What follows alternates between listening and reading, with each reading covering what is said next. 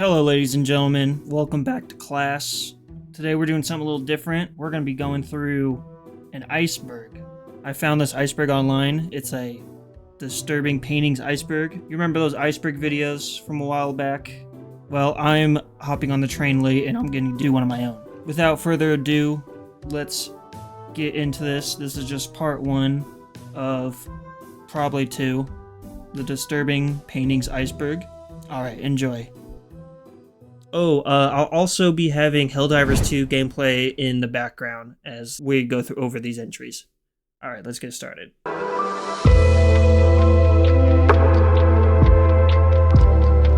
First entry of this iceberg is a famous painting known as the Scream, which is a Norwegian artist Edvard Munch's work, created in 1893. The Norwegian name of the piece is Skirk, which is scream in English. And it's probably one of the most infamous paintings, and I'm sure everyone here has seen this one, so I'm just gonna move on by. I'll get more in depth on the paintings that are less known.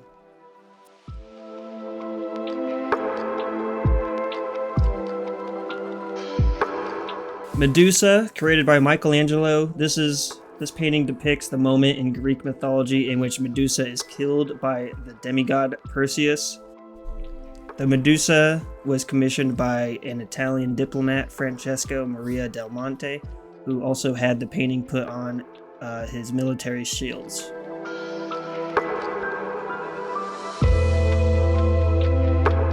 The Face of War is an oil painting finished in 1940. The project began between the end of the Spanish Civil War, which was 1936, and the beginning of the Second World War, 1939.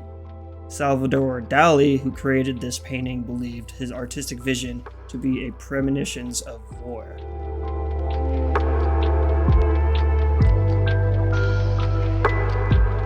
The Ugly Duchess, also known as Grotesque Old Woman, is a satirical portrait by Quentin Matsys around 1513. It shows an old woman with wrinkled skin and withered breasts.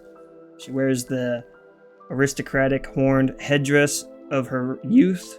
The work is Matsys' best known painting. The woman has often been identified as Margaret, Countess of Tyrol, claimed by her enemies to be ugly. However, she had died 150 years earlier. So imagine your appearance being so bad and having such an impact that 150 years later someone makes a satirical piece on your looks. That's what we're getting at here.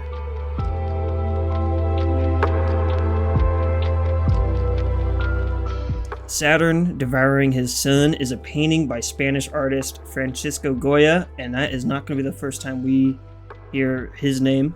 The work is one of the 14 so-called black paintings that Goya painted directly on the walls of his house sometime between 1820 and 1823. It was transferred to canvas after Goya's death. The painting is traditionally considered a depiction of the Greek myth of the Titan Kronos, who the Romans called Saturn, eating one of his children out of fear of prophecy by Gaia. And that prophecy was that one of the children would overthrow him. So I guess eating them was the option, the only option. Like all of the black paintings made by Francisco, the public was not intended to see him, and he did not provide a title or notes. Thus, the interpretation is disputed.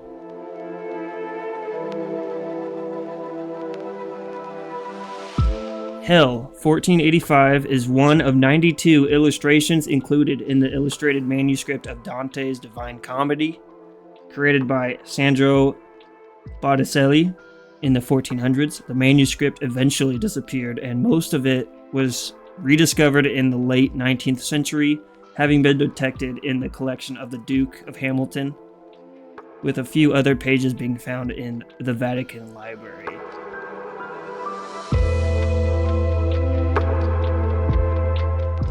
The Nightmare is a 1781 oil painting by the Swiss artist Henri Fuseli. It shows a woman with her arms thrown below her. As she's in a deep sleep, she's undergoing a nightmare as an almost hidden horse looks on. A demonic ape-like incubus crouches on her chest. And for those who don't know, an incubus is an evil spirit in male form and that seeks to have sexual intercourse with sleeping women. There's a female form called a succubus, but pretty much that is what's going on. She's having a nightmare as this demonic ape-like thing is crouching on her chest, which is trying to have some sort of intercourse with her. And the horse looks on.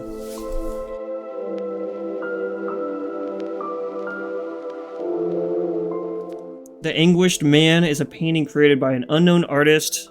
Owner Sean Robinson from Cumbria, England, claims to have inherited the painting from his grandmother, who told him that the artist who created the painting had mixed his own blood in the paint and died by suicide soon after finishing the work. The painting has been characterized as being supposedly haunted. Robinson uploaded videos of the painting to his YouTube channel in 2010, in which he claims to have heard crying and moaning noises in his house, and to have once seen the figure of a man.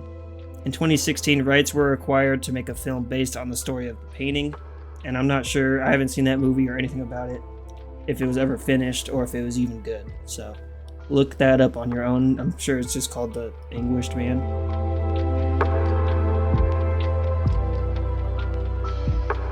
Death and the Miser, also known as Death of the Usurer, is a Northern Renaissance painting produced between 1490 and 1560 by the Dutch artist, Hieronymus Bosch.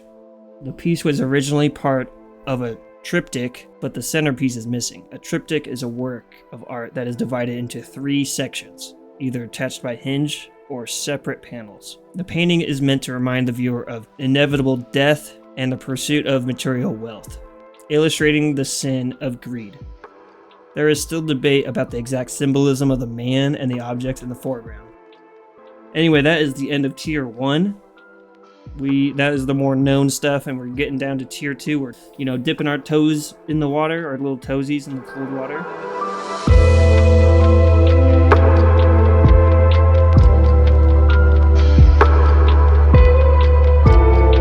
Heads of Torture Victims is a depiction of a man and woman with their heads severed off by a guillotine. I couldn't find much info on this painting, but the artist Theodore Géricault has a morbid fascination of death and has another famous painting called The Raft of the Medusa, depicting what was left in the wake of a shipwreck. Medusa, a notorious incident in which the ship's captain left his crew and passengers to their ill-found fate. The painting was met with controversy due to its political nature and highly realistic renderings of the dead and dying.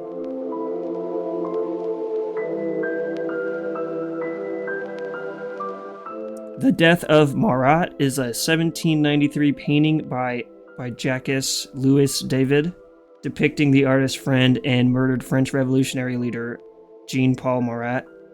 Created in the months after Marat's death, the painting shows Marat lying dead in his bath after his assassination by Charlotte Corday on 13th of July, 1793. Marat suffered from a skin condition that caused him to spend much of his time in his bathtub. He would often work there. Corday fatally stabbed Marat, but she did not attempt to flee. She was later tried and executed for the murder. When he was murdered, Marat was correcting proof of his newspaper, L'Ami du People, I guess was his newspaper. Pretty much was a radical French revolutionary paper. In the painting, the note Marat is holding is not an actual quotation of Corday, but a fictional expression based on what Corday might have said. So go ahead and zoom in and see what that says. And apparently it's not exactly what Corday might have said.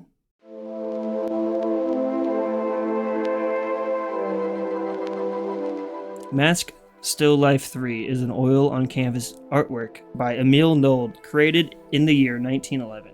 This piece falls under the still life genre and is presently housed at the Nelson Atkins Museum of Art, located in Kansas City. Nold intended for his paintings of masks and shrunken heads to be macabre and frightening. Perhaps even more disturbing is the fact that Nold was a Nazi supporter early on.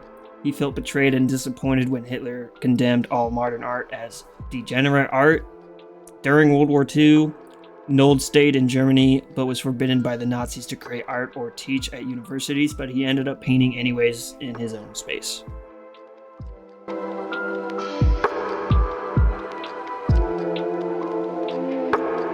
Judith beheading Holofernes was painted around 1611 to 1612 and is the first of two versions of this painting. The second painting difference only being a few color changes, but it's the same concept. The earlier version was painted around the same time when Artemisia Gentile... Oh god. Alright, this name, sorry, I cannot say that. And it's also a serious concept, so I feel bad. When she was speared by the artist Agostinio Tassi, he was reportedly left in her home by her friend Tsutsia, who did not help her when she called out for help. The subject of the Judith beheading relates to the traumatic event that she experienced, and some sources have stated that Judith, as the main protagonist in the painting, is in fact a self-portrait of the artist herself, so she painted herself beheading her attacker.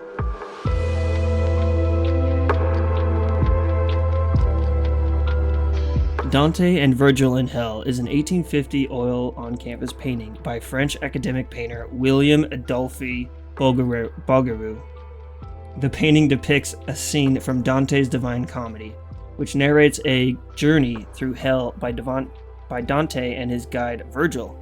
In the scene, the author and his guide are looking on as two damsels are entwined in eternal combat.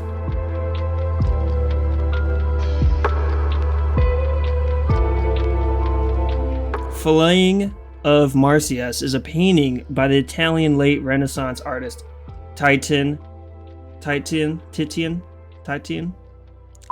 Filleting of Marsyas is a painting by the Italian late Renaissance artist Titian, probably painted between about 1570 and his death in 1576.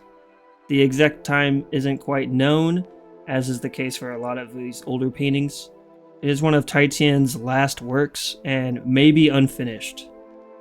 Although there is a partial signature on the stone in the foreground, the painting shows the killing by flaying or skinning alive of Marsyas, a satyr who rashly challenged the god Apollo to a musical contest. And she lost, so that is why she's getting depicted of being filleted.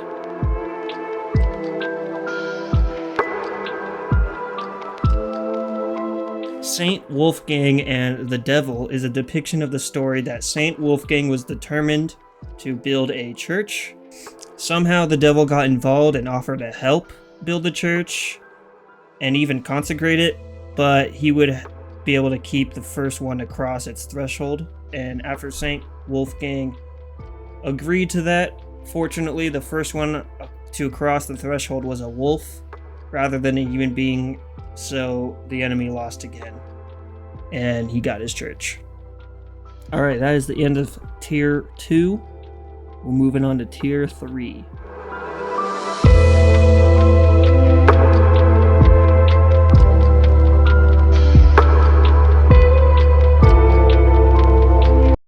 The Hands Resist Him is a painting that was created by artist Bill Stoneham in 1972.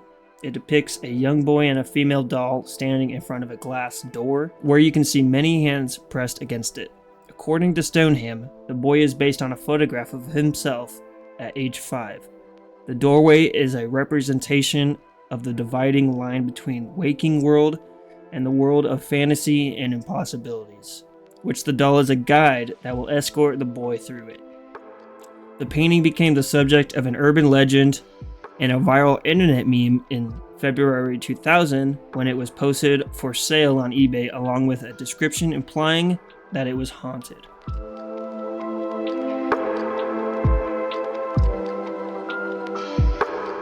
Man Mocked by Two Women, or Women Laughing, is another painting by Francisco Goya, created between the same times as the other 14 black paintings that Goya did. This is one of them painted directly onto the walls of his home near the end of his life. He was then living in despair, and the works were oppressively dark in both mood and color. It shows two women with maniacal smiles seemingly laughing at a simple-minded man who appears to be masturbating at the right hand of the picture. And also some say that one of the women that are laughing are also doing that, but none of this is really certain. It just kind of looks like that. Again, these paintings didn't really get much description as they were supposed to be kept secret.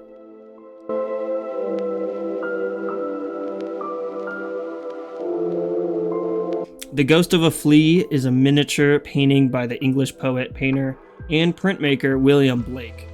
Held in the Tate Gallery, London, only measuring 8.42 by 6.3 inches, Blake generally worked on a small scale. Most of the illuminated pages, engravings, and many of his paintings are only inches high. Blake's prints were described as the work of a madman. This view was reinforced when word spread that Blake was inspired through visions. In 2006, the painting was described by the New York Times as Blake's quite strangest and certainly most gothic work.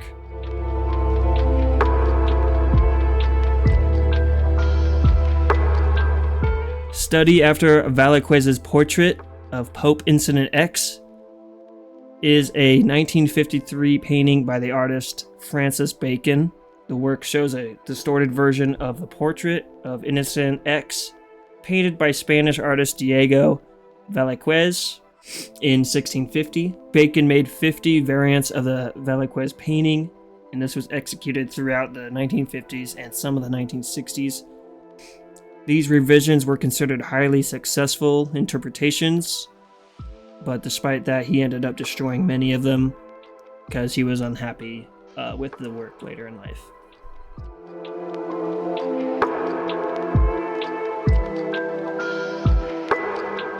Girl with Death Mask, She Plays Alone, was created by Frida Kahlo in 1938. Currently, the artwork resides at the Nagoya City Art Museum in Nagoya, Japan. Over her face, she wears a large, white, skull-like mask which invokes the themes of morality and presents a stark contrast to her innocent figure. The combination of the child's pose and the two masks and the desolate landscape provokes a contemplation on the themes of life, death, and identity as often explored in Kahlo's deeply personal and symbolic work.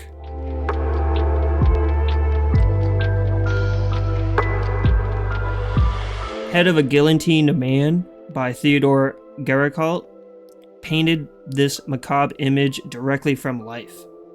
The artist is known to have acquired corpses from his local morgue to study anatomy and the effects of decomposition.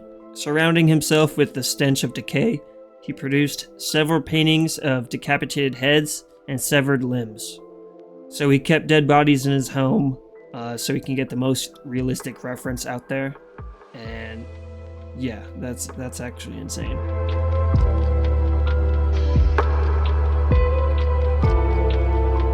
Guernica is a large 1937 oil painting by Spanish artist Pablo Picasso.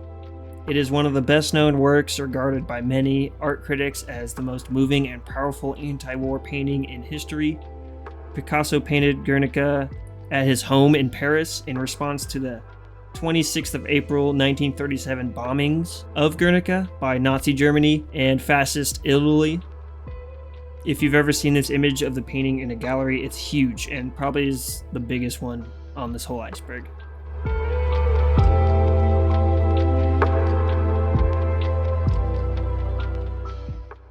Edvard Munch, the same creator of The Scream, created our next entry, The Dead Mother. Munch's mother died when he was 5 from tuberculosis. Eventually his father, sister, and brother all passed. But the dead mother's painting is Munch himself processing his mother's passing. Although that part is still under speculation, as it appears to be a young dressed girl, possibly representing his sister. The ambiguity, fuck. That is more apparent in an etching also called The Death Mother and Her Child. Also, many young boys at the time wore female-coded children's clothing, so who really knows whether this is actually him or his sister.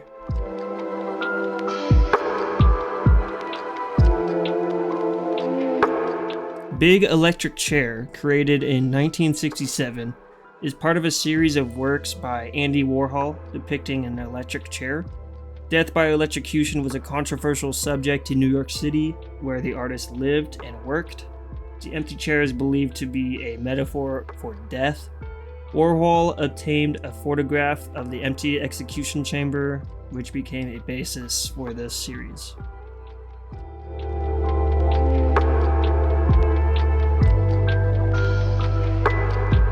Anatomical Pieces by Theodore Gericault was based on an 1816 tragedy in which poor lifeboat supplies and the thoughtlessness of the captain of La Medusa saw over 135 survivors of a ship running aground becoming lost at sea for 12 days as they drifted on a massive makeshift raft.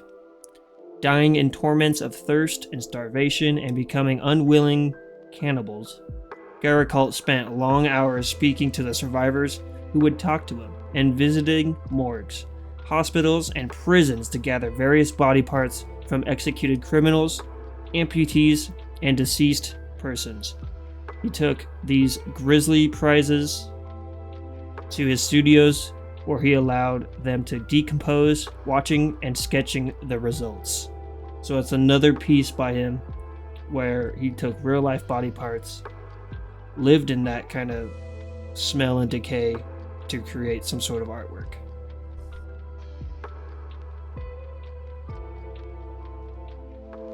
Alright guys, this is where I'm going to stop it here today.